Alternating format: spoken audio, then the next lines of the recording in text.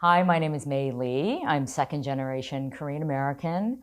I was born in Columbus, Ohio in 1966. Grew up for the most part in the States, but we did move back to Korea when I was very, very young. When we came back to America, I think I was about 4 years old. I didn't speak any English.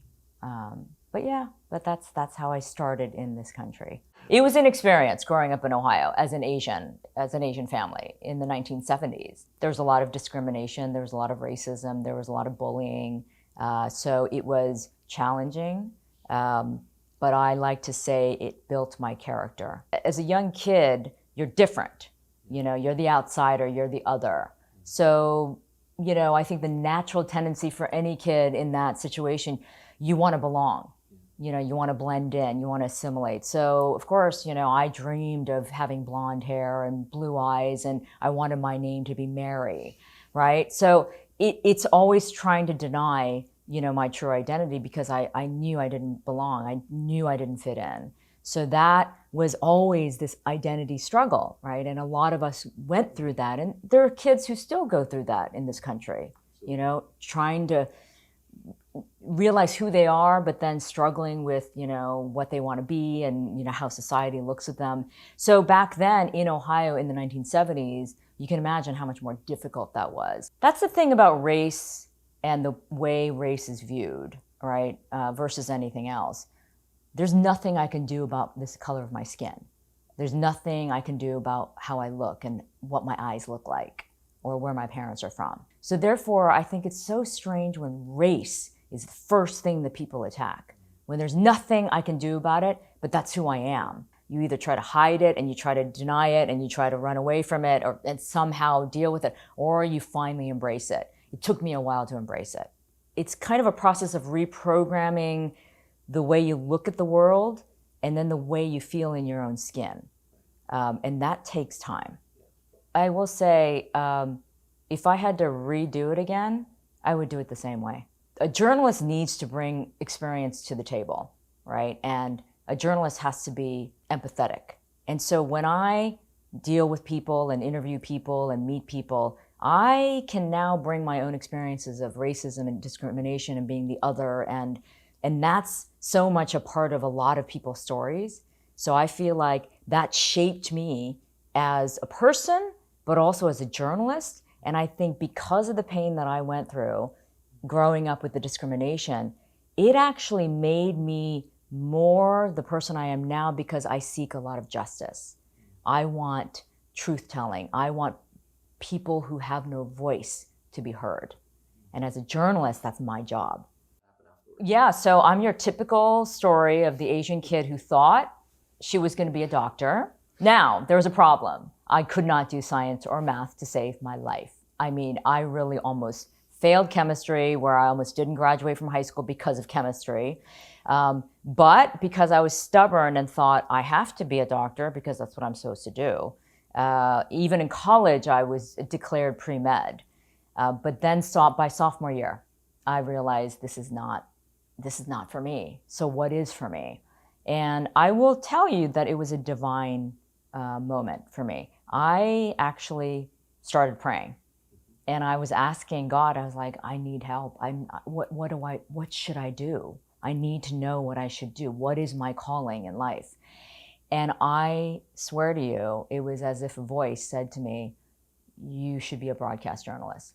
I knew that my strengths were speaking, writing. I loved writing. I loved the visual media, but never once did I ever put all of that together and say, oh, I'm going to be a broadcast journalist.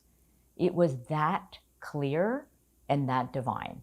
And from that moment, that's all that I did. I was on a straight path to becoming a broadcast journalist.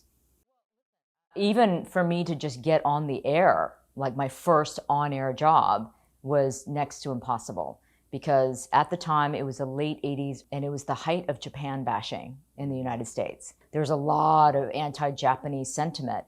Well, of course, doesn't matter that I wasn't Japanese, I just looked Japanese. So for me to try to get my first on-air job at any little local station, because in my business you have to start very small, nobody wanted to hire me.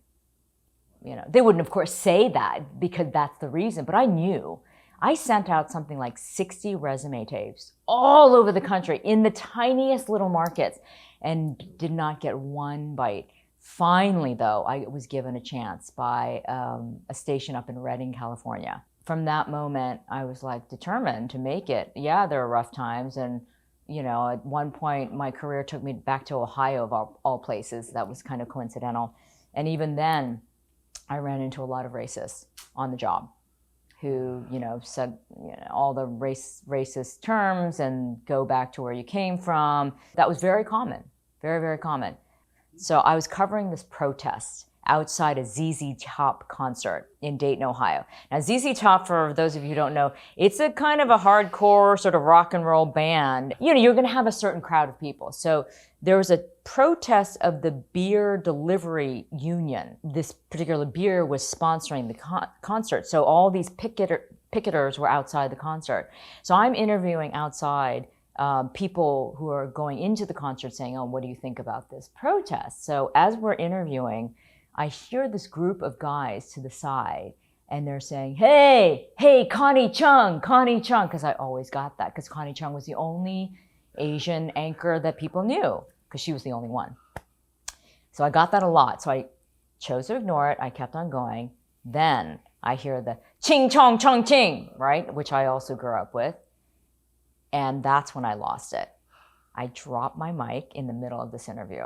I march over. It's about 6 guys in a circle. I push one guy out of the way to open the circle. I get in the middle of the circle. I say, what the fuck did you say? And they just stand there saying nothing. I go, what the fuck did you just say? They're like, we didn't say nothing. I go, yeah, I think I heard you, making fun of me because I'm Asian. I said, we don't need any more goddamn racists like you on this planet. So you can shut the fuck up. I mean, I lost it. I completely lost it. And then, so they just stood there. I walk right back. I pick up my mic. I'm like, I'm so sorry, sir. Can we continue? Sometimes you do need to stand your ground and you need to speak up and you need to defend yourself. When you feel total injustice, you can't stay silent. You have to speak up. And if it means risking something, then it's worth it. I think sometimes, duty calls. I think right now we are at a moment in time where Asian stories, Asian individuals, Asian issues in this country and around the world are, becoming a little bit more of interest. And I think Asians, of course, are wanting to speak up more. Whereas before, we kind of wanted to keep our heads down, didn't want to interfere, didn't want to rock the boat, make no waves. But now, you're starting to see the Asian Americans want to speak up, want to be represented. And I recently launched a podcast called The Mei Lee Show, a co-production with Neck Shark. And I've been wanting to do a show like this because what I was saying before. So for me, as, again, a journalist with 30 years of experience, I felt like, well, I think I probably have, the know-how to do a show like this and also be able to connect with people because of all of my experiences and be able to bring these stories and individuals and issues to the forefront. And the response has been amazing. I can't believe that people are responding in this way. It's very positive. And they're sending me messages saying things like, I've been waiting for a show like this. I've been waiting for a powerful Asian American voice to speak up like this and dig deeper and tell these stories and talk to people, on an Asian level of understanding rather than an outsider trying to control the narrative. Now I'm controlling the narrative as an Asian, talking about the Asian community. But this is an opportunity for us to speak our language in terms of our understanding and go much deeper into somebody's background and what they care about and issues that we care about. It's exceeded my expectations already, and it's just the beginning. I can't wait to see what's going to happen moving forward. I'm really excited. And this is not ego whatsoever. This is not about me. It's so not about me. It's really about trying to get these stories out. And I feel like my life, everything I've done, has now led me to this. I feel like this is, again, the calling of me going in this direction. Yeah. My name is Mei Lee, and this is my Korean American story.